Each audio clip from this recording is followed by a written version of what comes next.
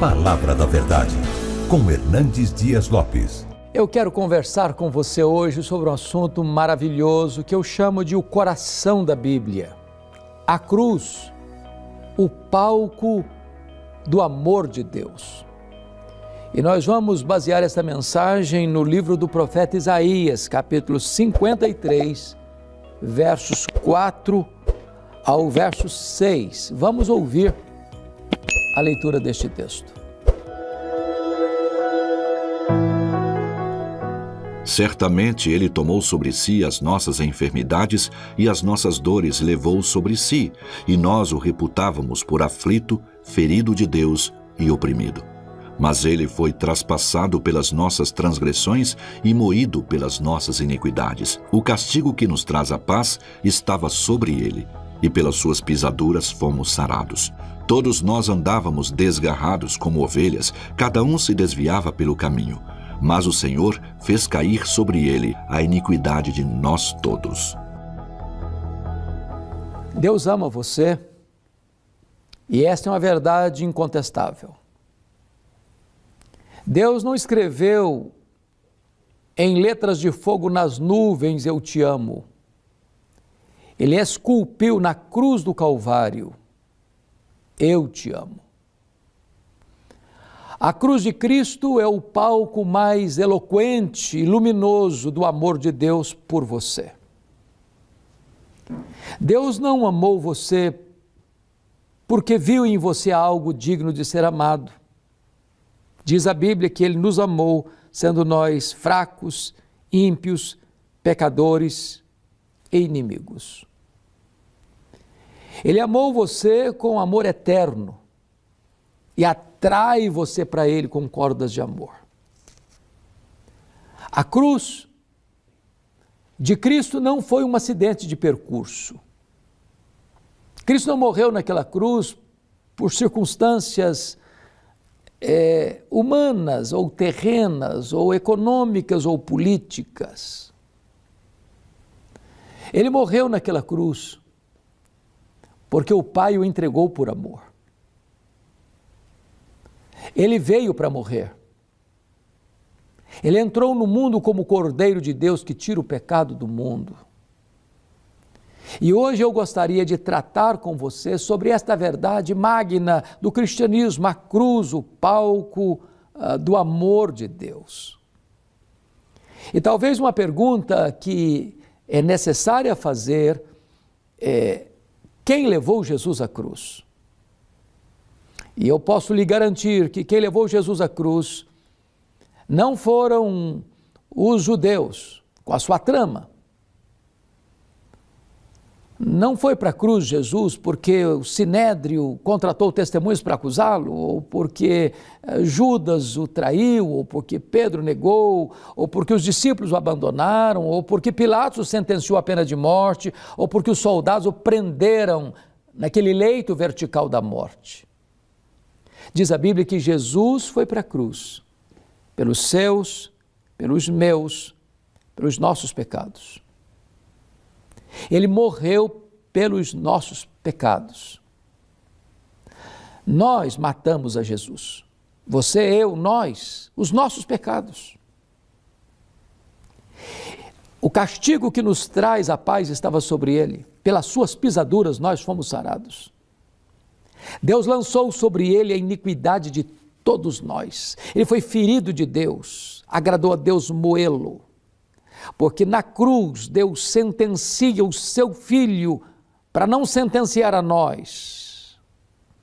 O seu Filho sorveu cada gota daquele cálice amargo da ira para que nós pudéssemos beber da água da vida. O seu Filho morreu para que nós pudéssemos viver eternamente. Quem levou Jesus à cruz? Foi o Pai por amor. Diz a Bíblia que Deus não poupou o seu próprio Filho, antes por todos nós o entregou. Diz a Bíblia que Deus amou o mundo de tal maneira que deu o seu Filho unigênito, para que todo que nele crê não pereça, mas tenha a vida eterna. O apóstolo Paulo diz que dificilmente alguém morreria por um justo, mas Deus prova o seu próprio amor para conosco pelo fato de ter Cristo morrido por nós, sendo nós ainda pecadores. Mas em terceiro lugar, quem levou Jesus à cruz? Diz a Bíblia que Ele mesmo, espontaneamente, livremente, caminhou para a cruz. Ele chegou a dizer: ninguém tira a minha vida de mim, eu, pelo contrário, espontaneamente a dou. Jesus não foi para a cruz esperneando, como uma ovelha vai para o matadouro, para a hora do holocausto. Não, diz a Bíblia que ele caminha para a cruz como um rei caminhou para a sua coroação. Se você pergunta que tipo de sofrimento ele suportou na cruz, diz o texto que não havia nele aparência nem formosura, nenhuma beleza havia que nos agradasse. Algumas pessoas erradamente acham que Jesus era uma pessoa sem beleza física. Isso não é verdade, isso não é verdade. Ele devia ser o padrão máximo da beleza. Mas naquele momento na cruz, quando Deus lançou sobre ele a iniquidade de todos nós, quando ele carregou sobre o seu corpo no madeiro os nossos pecados, ali não havia mais beleza nele. O sol escondeu o rosto dele. O Pai escondeu o rosto dele. Naquele momento ele foi feito pecado por nós. Naquele momento ele foi feito maldição por nós. Naquele momento ele era todo ferida. Pelas suas pisaduras é que nós fomos sarados. Então nesse momento ele sofre exatamente toda esta angústia de receber no seu corpo, no madeiro, os nossos pecados. Mas diz a Escritura, versículo 3, ele era o desprezado e o mais rejeitado entre os homens. Ele foi rejeitado, primeiramente pelo seu povo. Veio para que era seu e os seus não o receberam. Ele foi rejeitado pelas autoridades políticas da época. Herodes quis matá-lo quando era criança. Herodes Antipas zombou dele no seu julgamento. Pôncio Pilatos, covardemente, por conveniência e covardia, o entregou para ser açoitado e crucificado.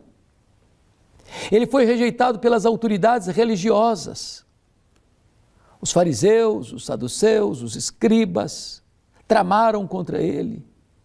Fizeram acusações levianas contra ele, chamando-o de pecador, de beberrão, de glutão e até de endemoniado. Ele foi rejeitado pelos seus discípulos. Judas o traiu, Pedro negou e os demais acovardados se dispersaram quando ele foi preso. Ele era o mais rejeitado de todos os homens, ele suportou na cruz o desprezo.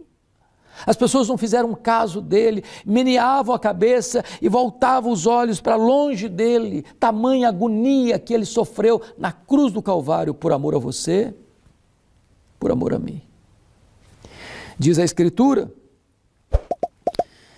que ele foi traspassado pelas nossas transgressões e moído por causa das nossas iniquidades, e agradou ao Pai moê-lo naquela cruz. Talvez as palavras são insuficientes para descrever esta cena da cruz. Não apenas estou falando das dores físicas, da asfixia, da sede atroz, das humilhações e cusparadas, dos vilipêndios, da zombaria ao pé da cruz. E ele está suportando tudo isso, a ponto de, diz a Escritura, que em pleno meio-dia o sol escondeu dele o seu rosto. E ali diz a Escritura que ele grita e clama: Deus meu, por que me desamparaste? E Jesus foi desamparado naquela cruz, para que você e eu pudéssemos ser amparados. Deus transfere para o seu Filho, na cruz, como nosso fiador, representante e substituto, as nossas transgressões lançadas sobre ele. E Deus julga e pune no seu Filho para não punir a nós.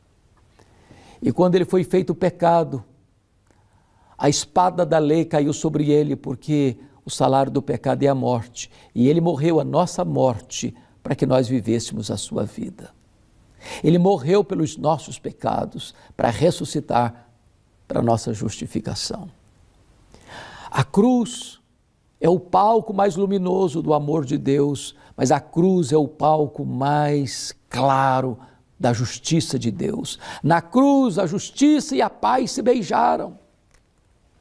Na cruz, ele carregou sobre o seu corpo, no madeiro, os nossos pecados.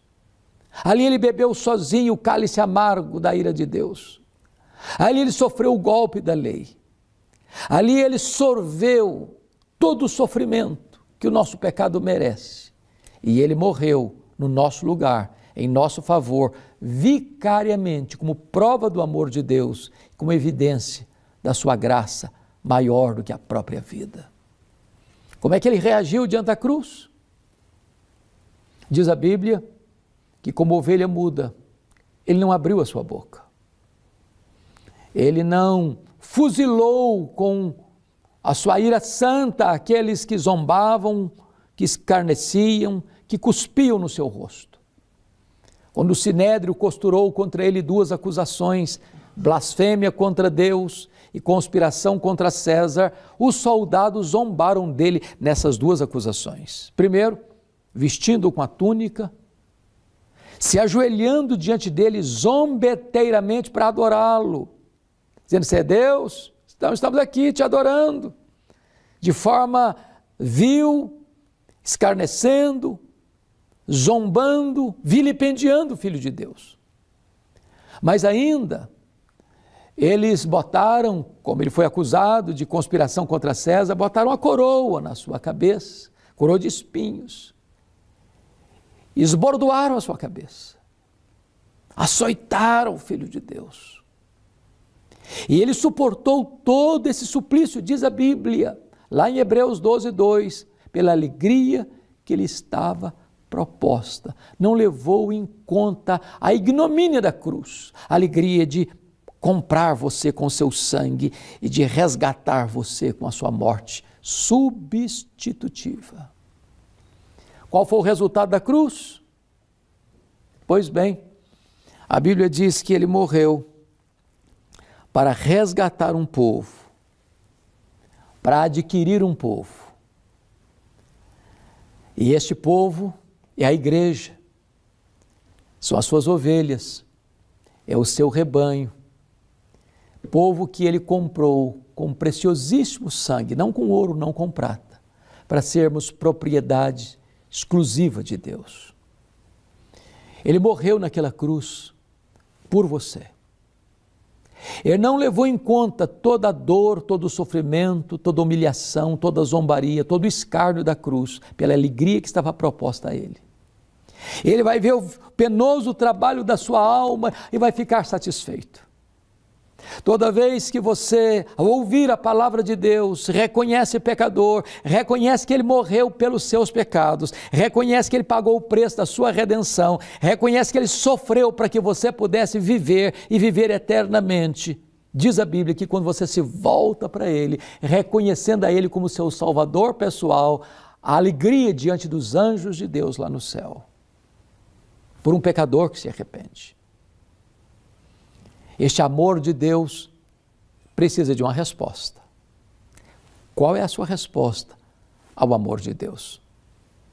A Bíblia chega a dizer: como escaparemos nós se negligenciarmos tão grande salvação? Eu quero lhe dizer que o amor de Deus por você é maiúsculo e é superlativo. Não há outra forma maior de Deus demonstrar que ama você do que a cruz.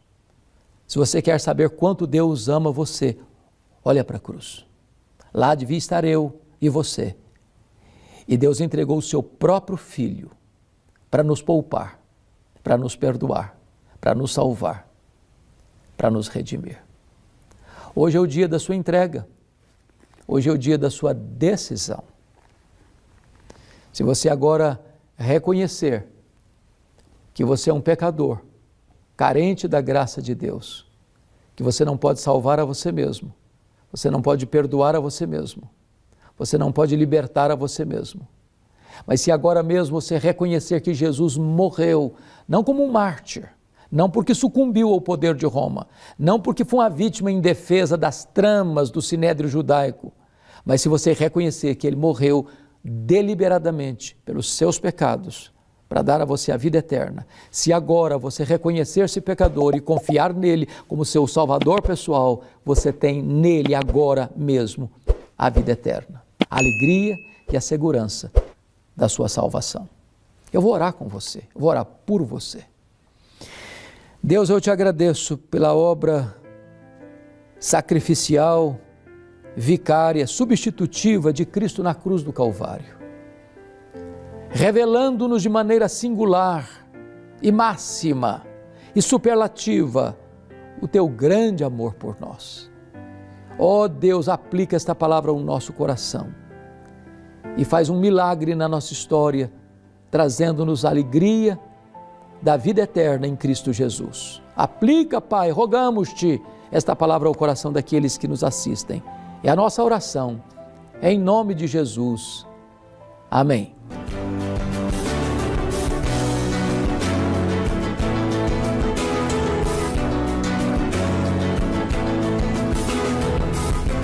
Palavra da Verdade, com Hernandes Dias Lopes.